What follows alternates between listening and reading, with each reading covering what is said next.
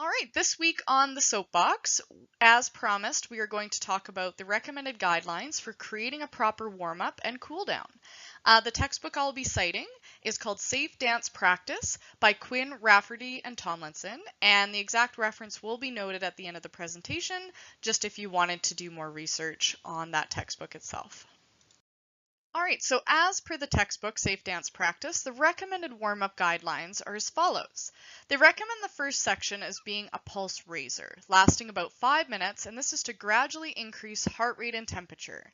They define it as being a light intensity, which is the kids are lightly perspiring, but they can still carry on a conversation. So like walking briskly, gentle gallops, skips, and jogging, again, just to start increasing the heart rate. The second section they recommend is joint mobilization, not joint isolation. So they're not talking about isolations in terms of like something you'd see in like a hip hop class or like a mathematics style of jazz class, but this is more creating space and decompression in the joints and utilizing full range of motion, especially in any of the joints that are to be used or focused on in class that day. So again, just gentle, no gripping, really focusing maybe on big circles of the ankles, of the shoulders, just again to start to mobilize all of the joints. Muscle lengthening section. This is where they have dynamic stretches inserted in here. And again, we want to focus more on dynamic, not static. So if you didn't catch my last episode, I actually go through my top 3 dynamic stretches, so definitely check that out after this segment if you haven't already. And so basically dynamic just means to move, so we don't want to hold any stretches. There's definitely a place for these holding static stretches, but it's not in warm-up.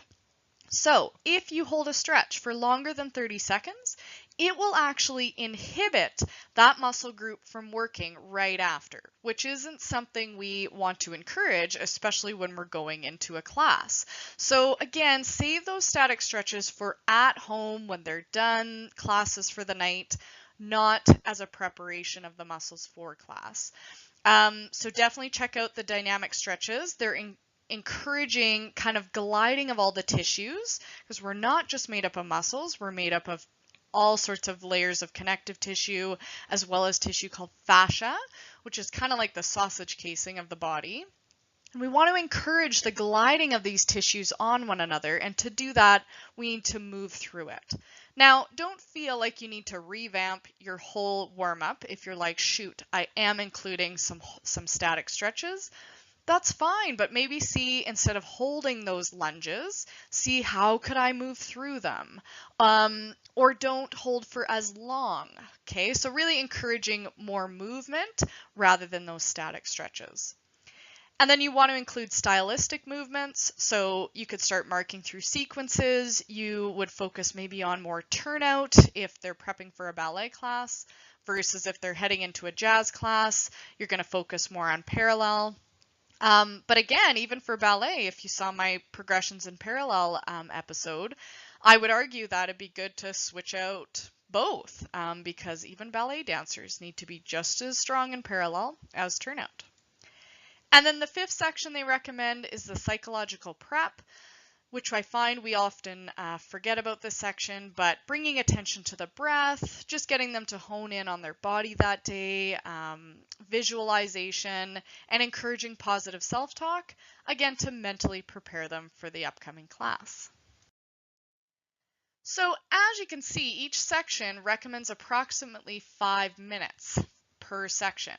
And I get it, like, that in and of itself, as per the recommendations, would turn out being like a 20 to 25 minute warm-up, which a lot of the time, if we only have an hour, that is half your class. So just take this with a grain of salt and maybe just start to incorporate these different sections of warm-up. And does it have to be 25 minutes? No, but they do see a correlation between a longer warm-up period and a decreased injury rate.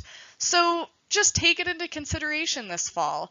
If your warm-ups have only been 5 minutes and you really haven't put much thought into them, maybe consider expanding that to maybe 10 or 15 minutes, and just trying to hone in again on being specific about each section that they recommend including. They also say increase the warm-up time based on the intensity of the upcoming class or rehearsal.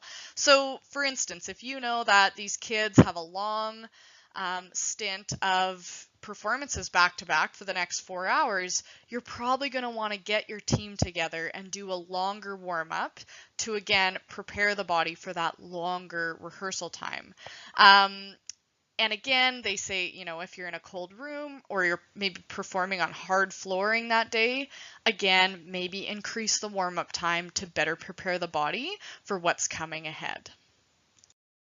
Okay, in terms of the cool down, it's structured very similar, but a little bit of a shorter time frame.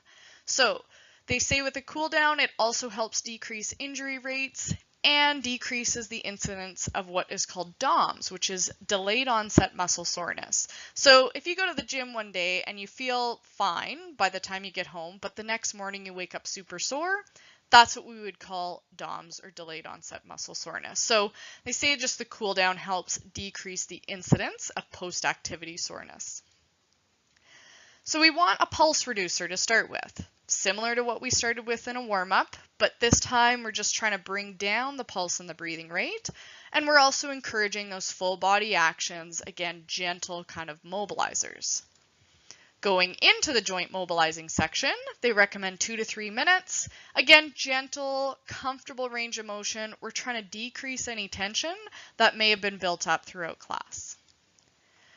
Stretching the muscles. So again, we don't want to encourage long static stretches. We're going to save that for, again, when they get home or when they're totally done with any classes that night. For the purposes of cool down and muscle recovery, they recommend what's called fast stretching, so just 5 to 6 second holds. Okay, so a little quick cool down stretches. Again, this is more for muscle recovery, not for the purposes of increasing flexibility. And then the cool down also allows for some mental recovery. So you can kind of, as they're cooling down, debrief with the kids, what went well that class, what didn't, maybe some goals for the next class, just again to kind of focus on that mental piece, positive self-talk, which is just as important as in dance as the physical.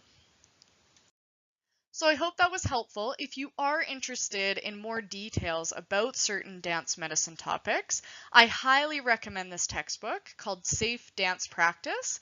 It's a fairly easy read. It explains things really well. It has different sections that go into detail, not just about warm-up, but other dance medicine topics as well. So highly recommend getting it. It's a great resource, and that is what I've based these guidelines on today. So thanks so much, guys. Tune in with me next week, and I'll be focusing on some practical topics, such as how to tape an ankle and things going forward that you can use throughout the dance season. So thanks, guys. I'm Danny West, and that is the Soapbox.